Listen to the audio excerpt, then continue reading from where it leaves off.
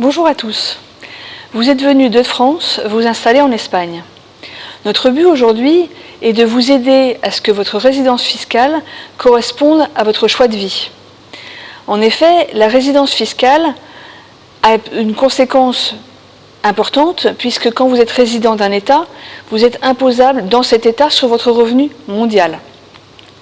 Et en fait, on ne choisit pas sa résidence fiscale.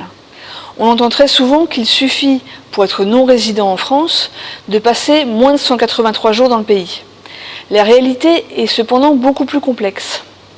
Par exemple, si vous avez travaillé toute votre vie en France et que vous décidez de prendre votre retraite en Espagne et que vos pensions vous sont versées par un organisme social français, la France pourra considérer que vous êtes résident fiscal en France. Comme vous habitez en Espagne, l'Espagne également vous considérera comme résident. Donc vous serez résident dans deux États qui auront la possibilité de vous demander de payer de l'impôt sur votre revenu mondial. Dans un tel cas, on se tourne vers la convention fiscale qu'ont signé les deux États pour déterminer lequel des deux aura le droit de vous imposer.